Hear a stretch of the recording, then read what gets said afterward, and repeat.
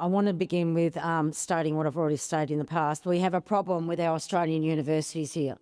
Seems to me they're finding their own ideology these days. As a matter of fact, they are just beyond a joke. Last year's Australian Jewish University Experience Survey found that 64% of Jewish students experienced incident of anti-Semitism during their time at university. 29% reported that staff had participated, and 70% said that staff were present but not involved. In other words, they just ignored what was going on. They turned their backs, don't have the courage to deal with it. This is where our Australian universities are today.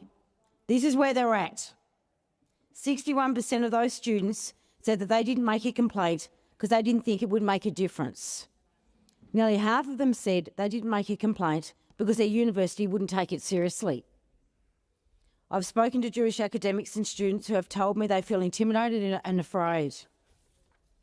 A student told me that if she tries to hide that she is Jewish and that she feels afraid every time she must walk past one of the pro-Palestinian encampments.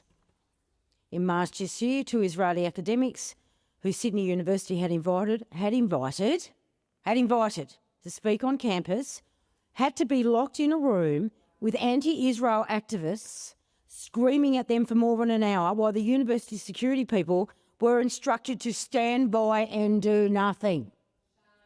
Do nothing.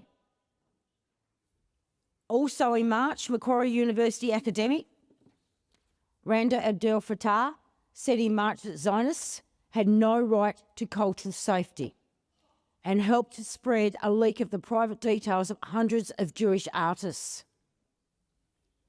Then in late April, she and activist group Parents for Palestine organised a kids' excursion where primary school-aged children lead each other in chants, including Infidel, and Israel is a terrorist state. Yeah, this is what is going on in our own backyard. Our values are being depleted, and people are turning their backs because they don't have the courage to stand up and stop it. That is where we're at today in Australia in 2024.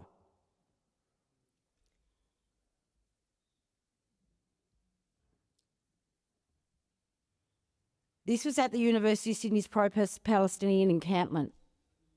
Because you did nothing, you allowed those encampments to be sitting outside your university, you did nothing, you turned your back. I don't know what you're selling in those universities, but you are not selling the values of Australians. Nor do you seem grateful for the freedoms that you have been given through blood, sweat and tears from our veterans. Macquarie University has not condemned this academic. The New South Wales co-president of the Australian Union of Jewish Students, Danielle Tishman, said it's heartbreaking to see the University of Sydney allow its campus to become a safe haven for preaching hatred, as she put it. It is incomprehensible that students are walking to class hearing young people chanting for violence in this country. I've got boot camps about that. There's boot camps out there. New Zealand's running them today. They've said, we're going to do this. And by the way, those boot camps can be used for de-radicalisation with these kids. So there's a wake-up call for you. Over this side, I've been discussing this with you for 3 months about these boot camps and the difference they can do to a young people's life. 75% success rate. 75% success rate. It's not just about young offenders. It can be used for radicalisation as well and de-radicalisation. Have a good look, because New Zealand's onto it. Once again, you are behind. You don't want to deal with this. A University of Queensland professor, Yanni Ratsadar, said he had various incidents of anti-Semitism happening right in front of him. This included the snatching of flags, pouring coffee on signs and using the word Zionist in a derogatory and hurtful manner. As he put it, and I quote, "I think that the University of Queensland is complicit with anti-Semitism. It does not mean that they are anti-Semitic, but they allow anti-Semitism to go unchecked. Once again, no courage." So yes, we clearly have a problem with anti-Semitism in our universities because the universities do not want to deal with it. Well, I say to you universities this, You're going to build some courage. Because I can tell you now, if I was in charge, this is what I would do. I would ask you to put the pressure on these universities. They get millions of dollars of Australian taxpayers' money. Millions. And they can't behave themselves. They need to be disciplined. They need to be disciplined. They need to be knowing that this cannot happen in this country. Because they have no courage to stand up against this. They're not carrying our Australian values. And it's probably time your government and the minister gets tough with them.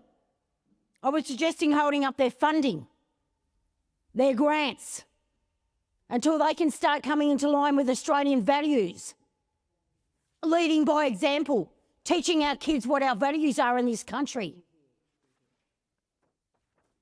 So do you have the courage over there to do that? Watch them jump up and down then if they've got no money coming in from Australian taxpayers. Because I could guarantee Australian taxpayers do not want that money going in there at the moment. They do not. Universities, once again, and I will say this time and time again, you are supposed to be places of learning. You are supposed to be teaching our kids the right thing, and you are failing miserably to do so. They are supposed to be where free and frank exchange of ideas begin. But they should never, ever be safe havens for racists.